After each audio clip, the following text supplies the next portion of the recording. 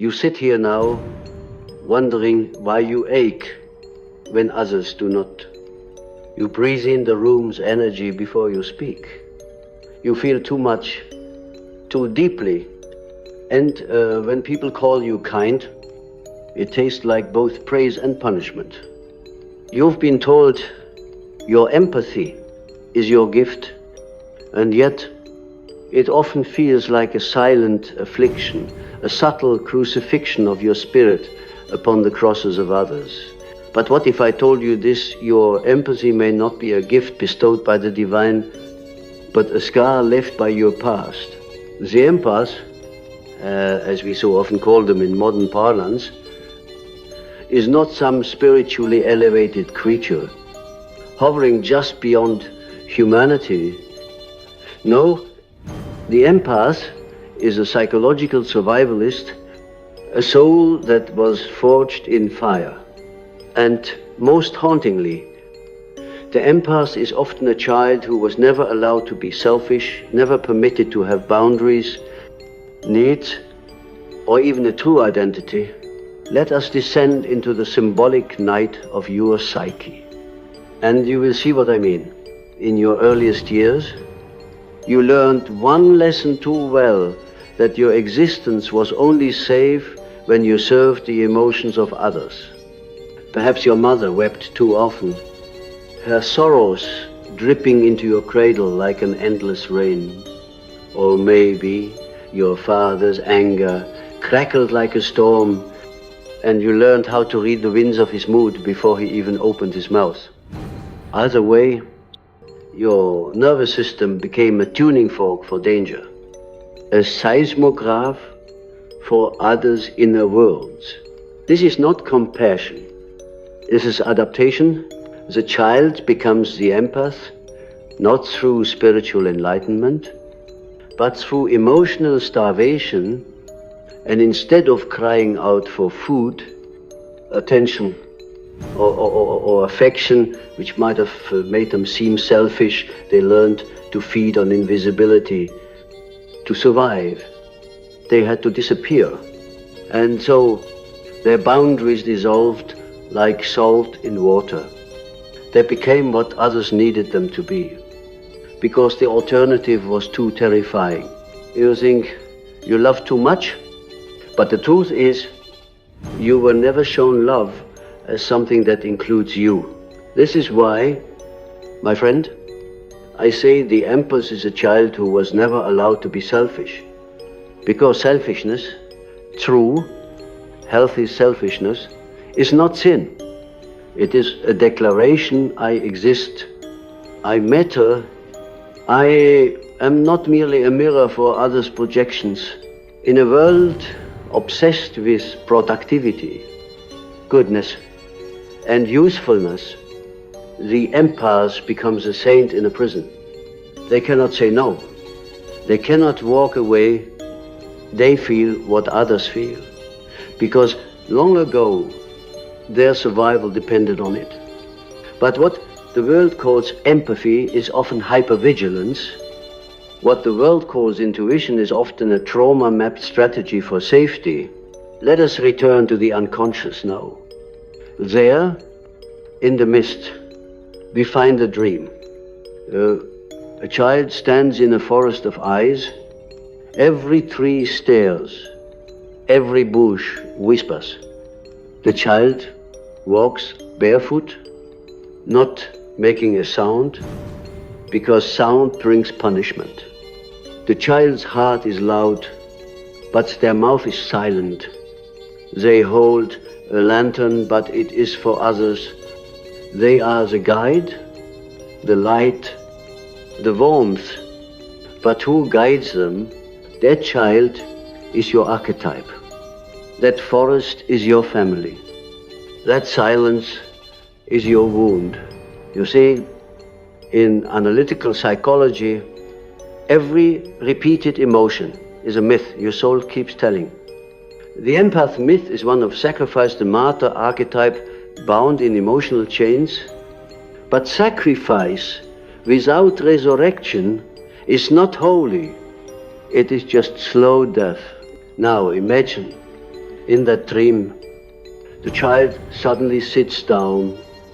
They put out the lantern, they close their eyes. For the first time, they are not available. The eyes around them blink in confusion. The whispers grow louder. Why won't you help, they say. Why won't you feel our pain? But the child is still, for once, they listen only to their own heartbeat. This is the birth of the self. You must understand the self, the central archetype of wholeness, does not emerge from empathy. It emerges from differentiation to become whole. You must first learn to stop absorbing.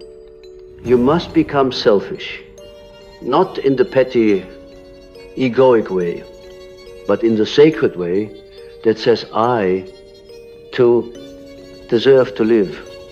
You think you are strong because you can feel what others feel. But true strength is feeling your own feelings and not apologizing for them. Let us go deeper now. In the unconscious lies your shadow, all that you repressed in order to survive. For the empath, the shadow often contains rage, desire, entitlement, and ego. All the traits you were taught would make you bad. But without these, you cannot be whole. An empath without a shadow is a servant in disguise. A saint addicted to martyrdom, a soul that has confused emotional slavery with spiritual service.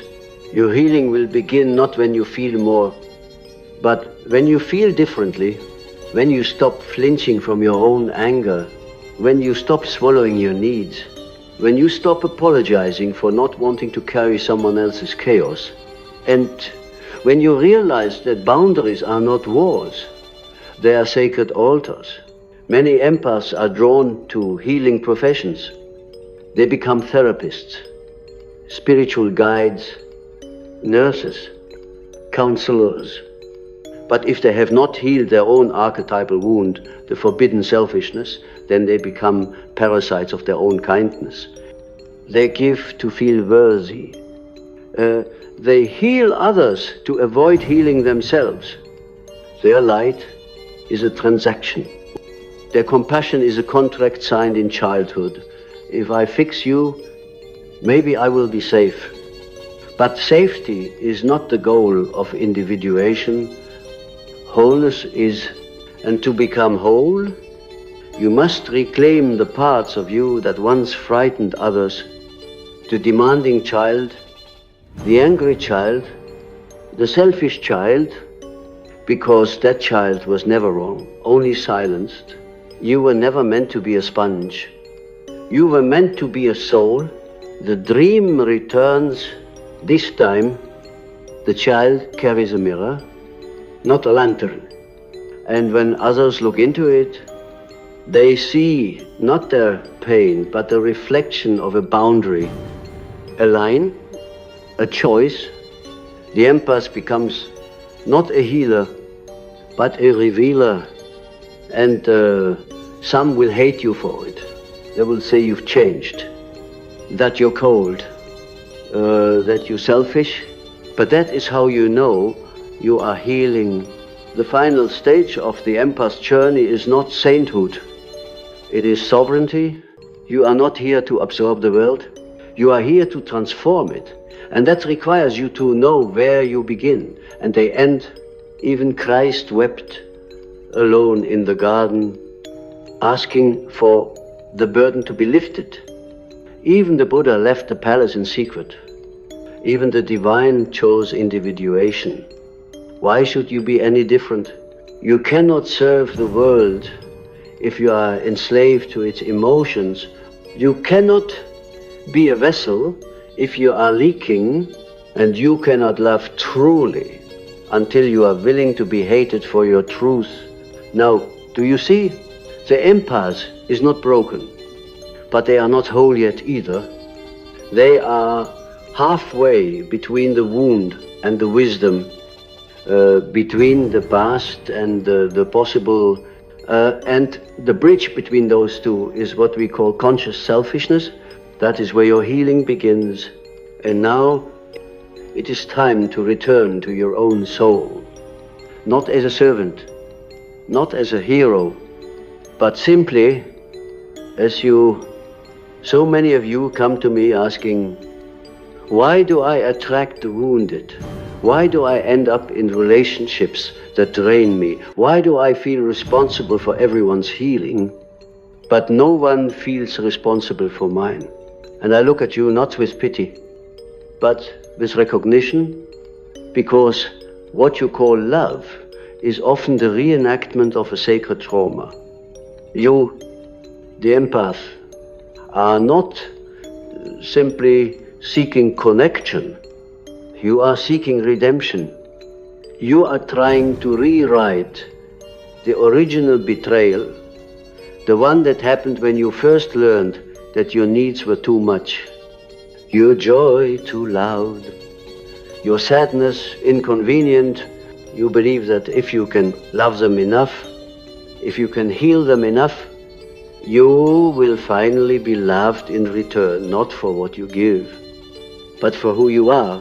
But that is the illusion, and illusions live in the unconscious like ghosts, repeating themselves in every lover, every friend, every crisis.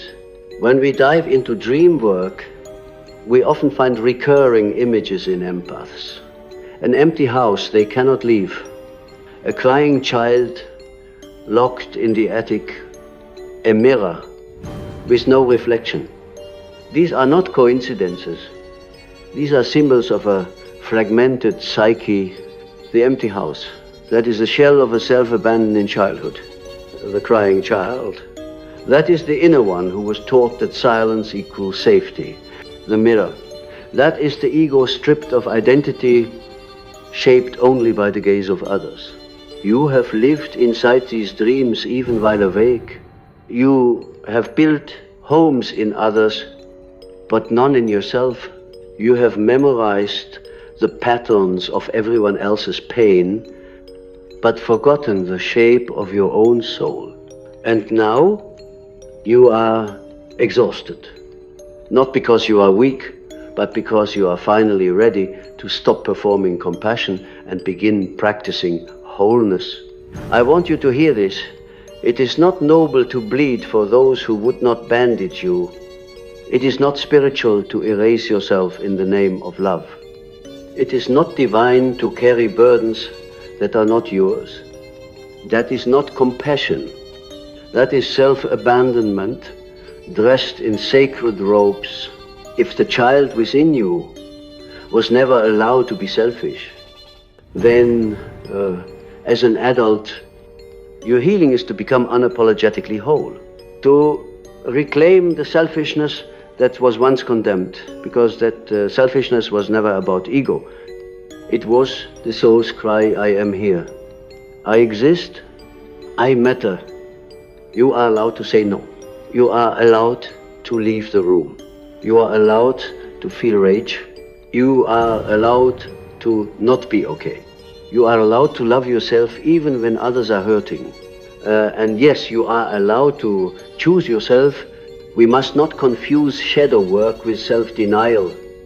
The purpose of shadow integration is not to kill the ego, but to illuminate the parts of you that have been buried in shame. The empath's shadow is thick with guilt. Guilt for saying no. Guilt for resting. Guilt for needing, guilt for walking away. But that guilt is a ghost. 2, it is the voice of a long dead contract. If you are good, you will be loved. And yet, what is goodness? If it costs you yourself, what is love? If it requires your disappearance, let me tell you now, empathy without boundaries is not healing. It is repetition. It is the soul reenacting its imprisonment and calling it virtue.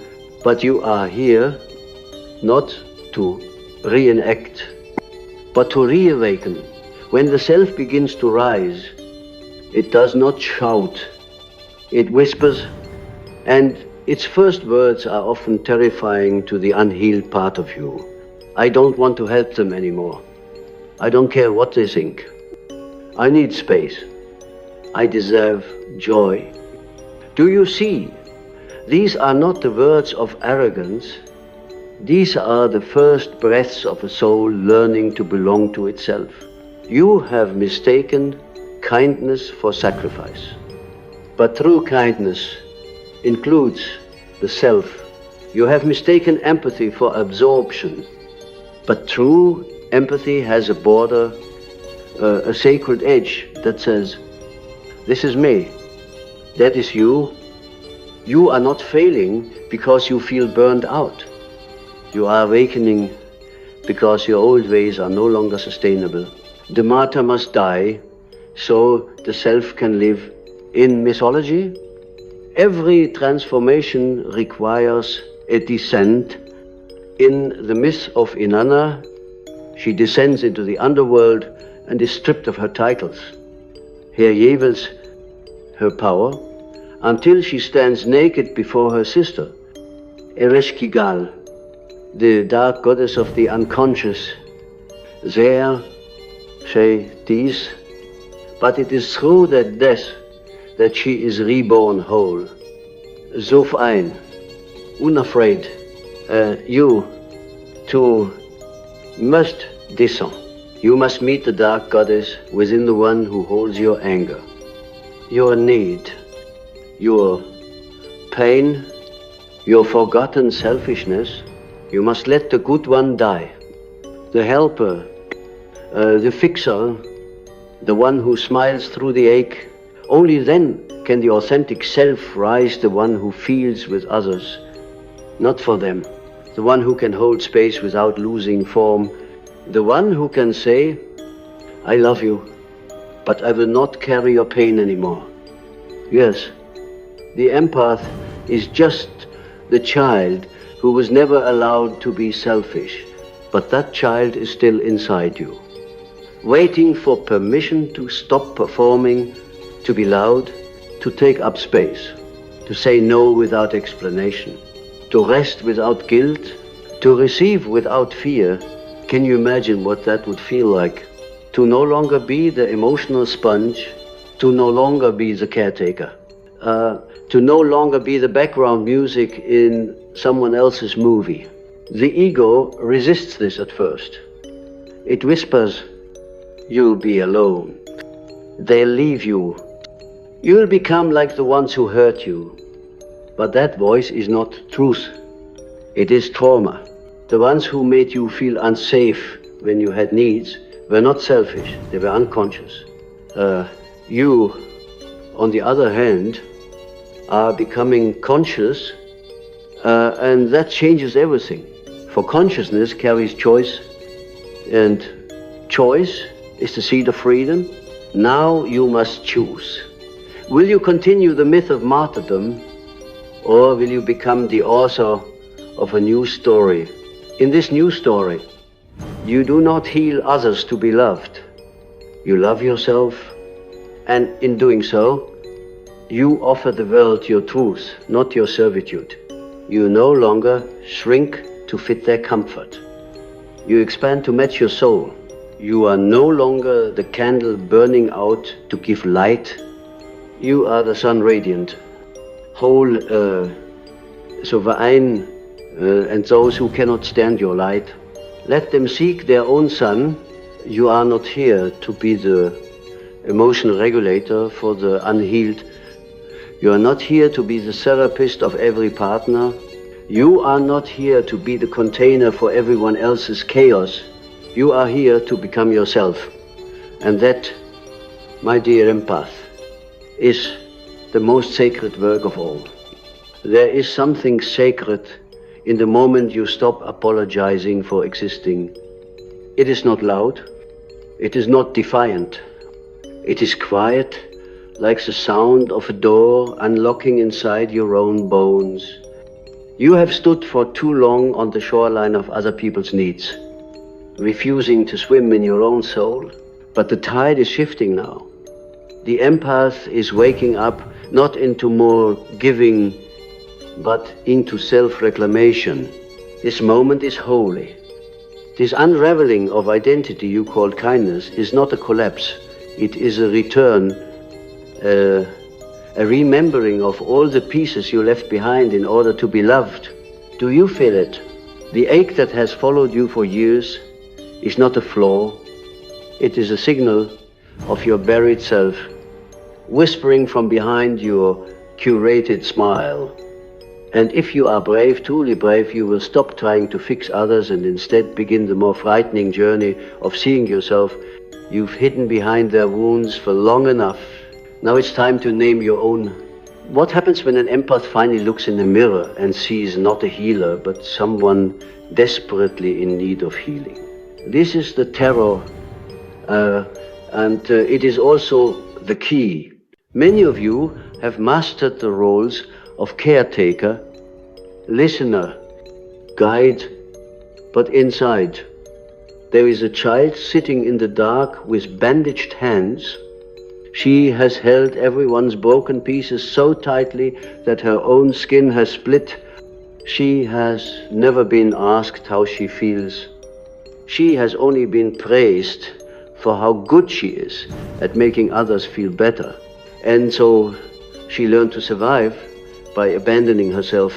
You do not need to keep playing this role. You are not here to be a saint. You are here to be whole. And sometimes wholeness requires you to disappoint the very people you once lived to please. Do you hear that rustling? That is your authenticity trying to breathe. Let us go deeper still. In your shadow, there is a locked chest, one you've guarded your entire life. And in it are the feelings you were forbidden to feel: anger, desire, resentment, arrogance, selfishness, each one exiled by your inner judge, each one labeled dangerous. But here's the paradox: until you integrate what you have rejected, you will remain fragmented, a healer with an untreated wound, a giver who secretly resents giving, a lover who never feels loved. You cannot transcend what you refuse to touch. You must open that chest, and you must do so without shame. Your anger is not evil. It is sacred fire that reveals your boundary. Your selfishness is not a sin. It is the compass that leads you back to your needs. Your arrogance is not corruption. It is the memory of a time when you knew you mattered. To become whole, you must invite these shadowed parts into your temple, not to rule you, but to be seen, heard, understood. Until then, your empathy will always be at war with your exhaustion. Your light will flicker under the weight of unspoken resentment, and your compassion will come with a hidden price. Please love me back. But love that must be earned is not love. It is debt. And you, my friend, were never meant to live in emotional debt. When I speak of individuation, I do not mean the pursuit of perfection. I mean the sacred return to yourself, the retrieval of all your lost pieces, including the ones that look selfish, ugly, inconvenient. True spiritual maturity is not measured by how much you give. It is measured by how well you know your own boundaries, by how often you say no, by how rarely you betray yourself, and by how fully you can sit in your own presence without needing to disappear into someone else's crisis. The empath who refuses to heal becomes a magnet for chaos. You will keep attracting the emotionally unavailable, the narcissistic, the broken, not because you deserve pain, but because you are repeating the original pattern. You are unconsciously trying to finish the sentence that was left incomplete in childhood. If I can just fix them, maybe I'll finally be enough. But this is a trap. You cannot heal someone who benefits from your self-erasure. You cannot fix someone whose love is conditional. You cannot rewrite your past by bleeding for your present. You must let go, not in bitterness, but in sovereignty. Let go of the illusion that empathy means sacrifice. Let go of the myth that love means suffering. Let go of the lie that your worth is measured by how much pain you can carry for others.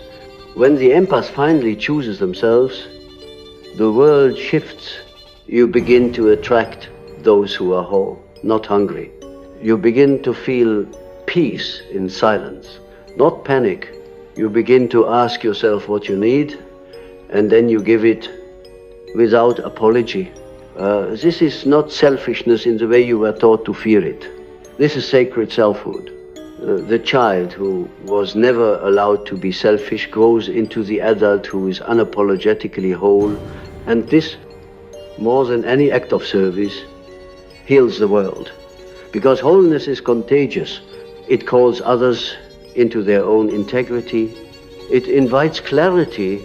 It ends cycles of manipulation. It replaces guilt with truth. And most powerfully, it breaks the ancestral spell that says, to be good, you must disappear. You, dear soul, are not here to disappear. You are here to take up space, not to dominate, but to radiate, to live in such a way that your very presence teaches others what self-respect looks like. Not by preaching, not by fixing, not by saving, but by being, by embodying the kind of authenticity that cannot be manipulated, by becoming the kind of person who no longer rescues, but invites others to meet you in truth, invites them to walk beside you, not on top of you, invites them to take responsibility for their own healing, and if they cannot, you bless them. You walk away, not because you don't care, but because you finally do. You care enough to stop shrinking. You care enough to stop pretending. You care enough to stop offering your soul as a bandage. And in that moment, you are no longer the child waiting to be seen. You are the adult who has come home to themselves